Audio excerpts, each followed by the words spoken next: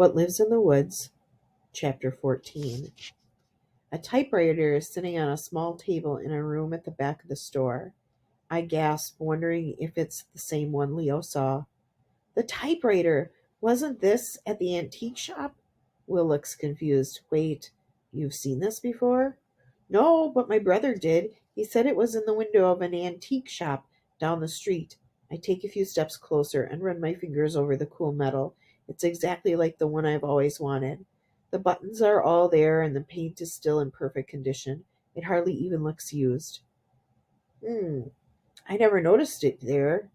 This is the first time I've seen it. Weird.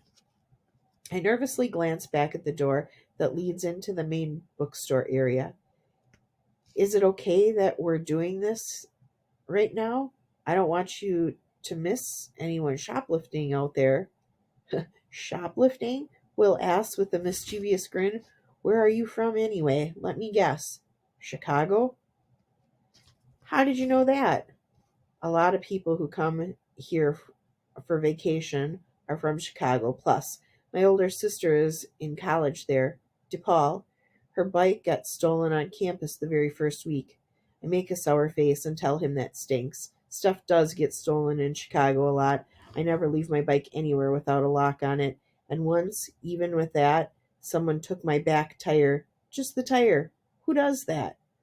So, you're not from Chicago? I ask. Nope, Ann Arbor. It's in Michigan. We have a college there too. He points to the blue M on the front of his t-shirt. University of Michigan. Go blue. I pump my fist in the air awkwardly, even though I really don't know anything about the University of Michigan, or any universities really. I look Will up and down, wondering if he's my age. And no, Will continues, we aren't going to get into trouble. Greta is on a coffee break and Lillian is working in the store with me. She's in high school and has worked here a long time, so she's fine alone for a minute. I touch the keys of the typewriter gently, imagining what it would feel like to type the end with it. Fantastic, I think. What is Greta going to do with this? He shrugs. No clue. Maybe she bought it from the antique shop and is going to display it out in the store or something. It would look cool. My stomach sinks. If Greta bought the typewriter for herself, then I don't have a chance of owning it. Not that I have the money anyway, but still. I notice there's a piece of paper loaded into the machine. Even though it's probably just for show, there's a word typed onto it in bold black ink. Get. I stare at the letters, wondering who started to type on this machine and what they were going to say. Leo used to do this thing every time we went into a store that sold computers or phones, where he'd type his name on all the screens and leave them that way. Seems dumb, but maybe someone did that same thing with this typewriter, only instead of their name, they started to write part of their grocery list. Get apples, get butter, get lettuce. I don't know. People are strange. Taking a step back from the typewriter, I meet Will's eyes. Hey, remember when we met in the restaurant? He snorts. You mean the fire hazard? Yup. How's your toe, by the way? I smile. He has a good memory. It's fine, thanks, but I wanted to ask you a question about something you said. Okay, what's up? It's about Woodmore, the house I'm staying in. Will's expression changes. It's weary now, like he's uncomfortable talking about this. What about it? Did something happen? Kinda, I admit. I mean, I don't know for sure. I might have dreamed it. He takes a deep breath, then says, I'm going to ask Lillian if I can take a break.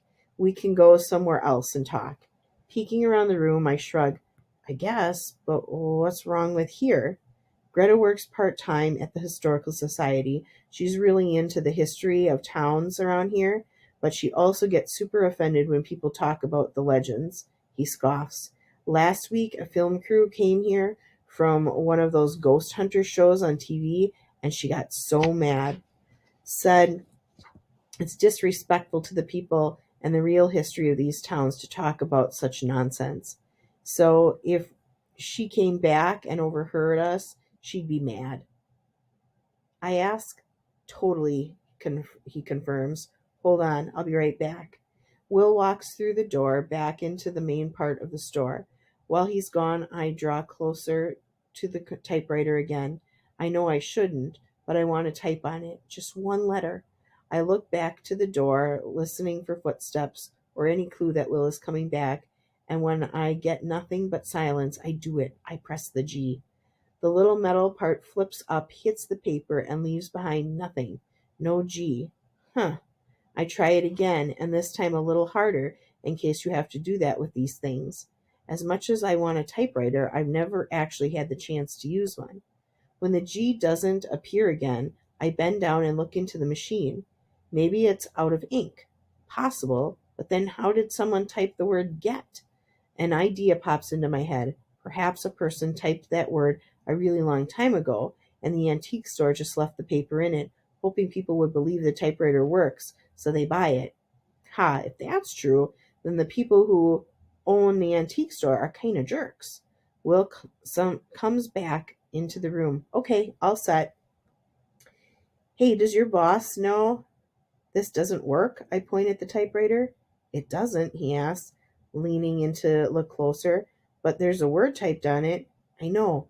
I just tried it, though, and nothing. Hope she didn't spend much on it then. It's cool and all, but if it doesn't work, it's not worth much. I nod like I agree, but deep down I don't. In fact, I'm hoping that Will tells Greta the typewriter is broken and she decides to get rid of it. Then maybe I could buy it, except there's the money thing. I only have $30 total, and if his boss bought it at as a display item, maybe she won't even care if it doesn't work. Ready to go? Will asks, holding open the door. I follow him out, only partly ready to explain what happened last night in my room at Woodmore. I'm even less ready to hear what Will has to say about it.